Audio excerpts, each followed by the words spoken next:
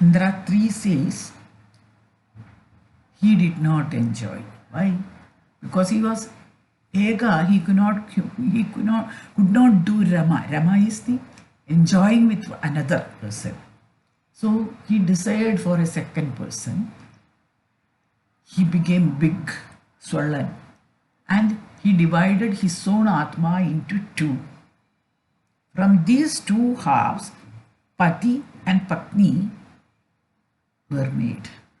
That is, he was initially it was undifferentiated. It became differentiated into a male and female.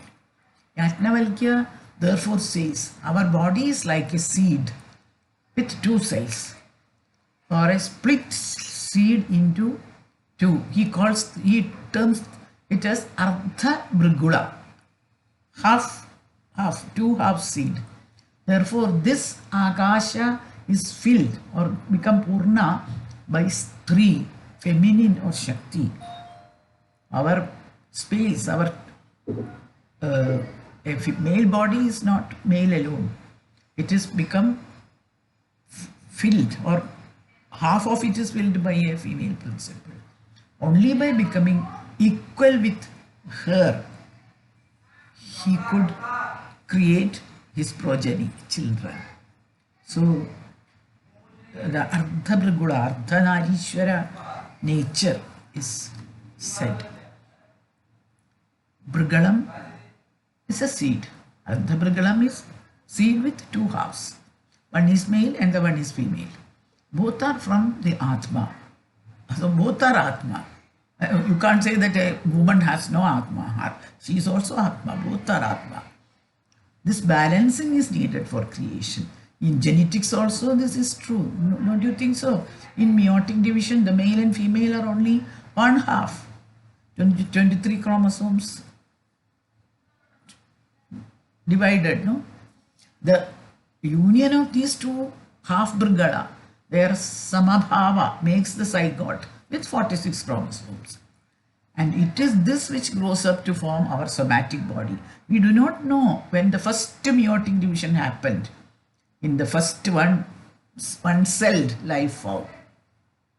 Unicellular, one-celled life form. But such a thing has happened, we can see. When we can't say. Woman is thus the exact equal of the Ardha or the Ardhangini of men. And she is filling the entire space-time as Shakti Swarupini. Without her, the Purusha does not enjoy or perform any action. He creates new generations only with her.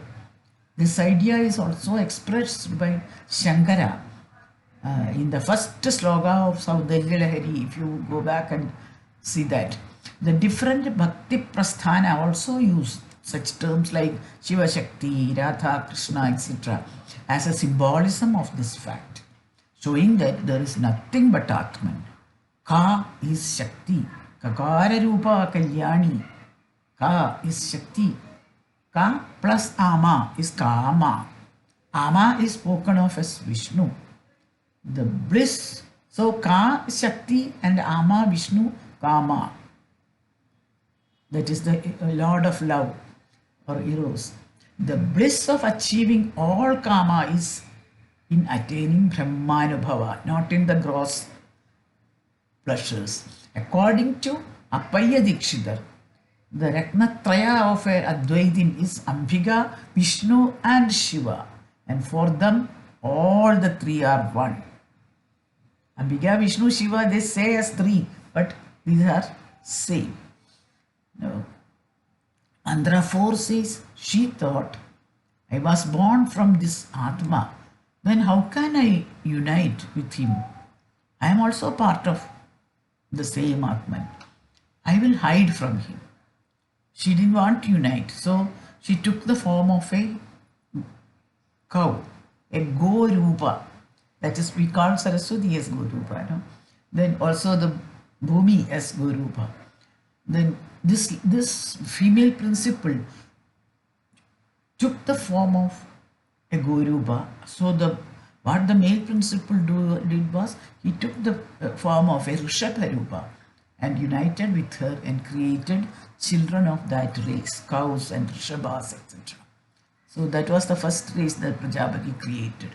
Then she became a Vadava. So he became an Ashwarsha and united with her to generate that race.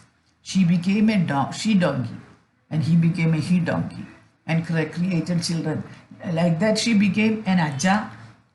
He became a Vatsa, a he-god, and created the race of the gods.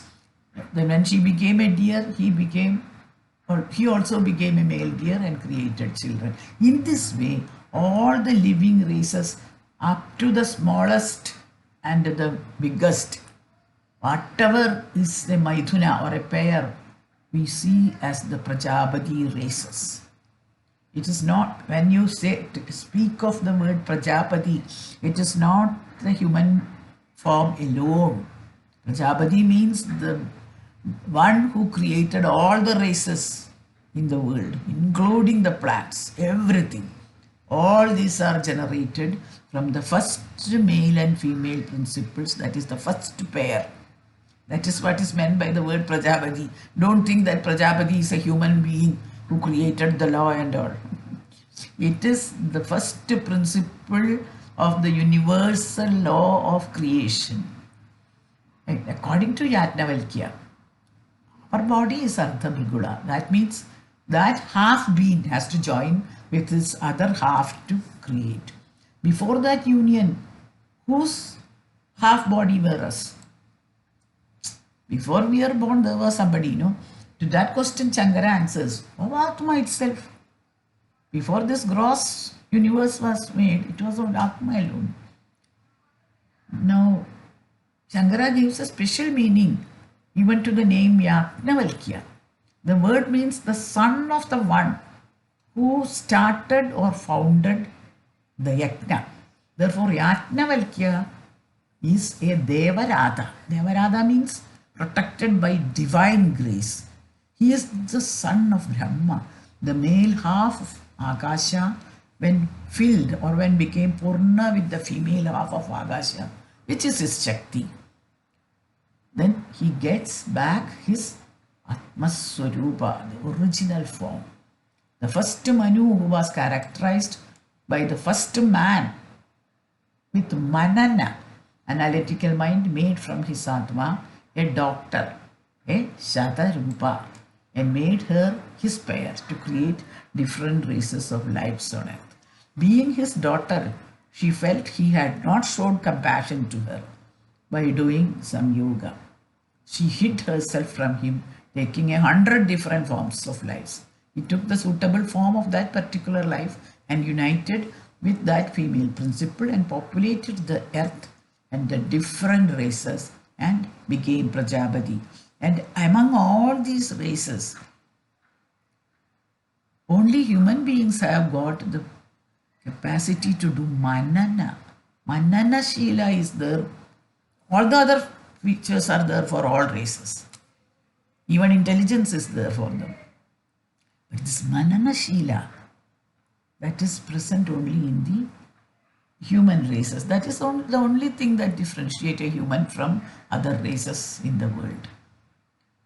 Now, he cognized, I myself am the creation and I myself have created all this. Therefore, he became the creation as well as the creator. Both are same. He understood that. One who knows this becomes the creation.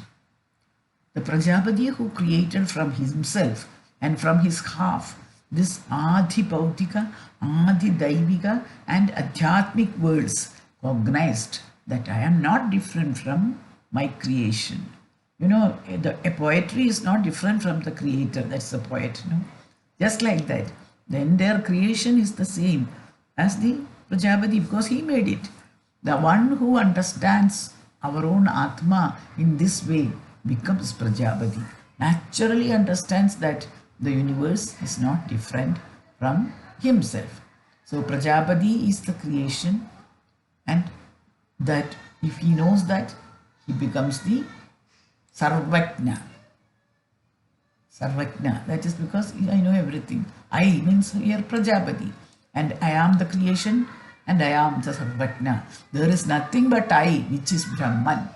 This is the logical Samavakya or equation of this wisdom. Creation is only a projection of the Creator. It is like the sprout of a seed. In fact, Srishti is a Sanskrit word which cannot be translated as creation. Creation and Srishti are actually different. Srij means projection.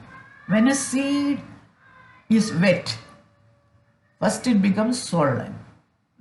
Notice that, no? The skin of the shell of it breaks. Part of it is projected as root and sprout. When something latent in a hidden potential presence is manifested, it is called a Srishti. So the potential is within. When we go to sleep, we do not have any particular dream in our minds. From nowhere comes up all the sorts of visions. The hills, the gardens, the groves, cities, forests, people, everything. Entire world comes in our dreams. All these are projections. Out of a nebula comes a galaxy. That too is a projection, no? It is not like a potter making a pot out of clay that this Srishti takes place.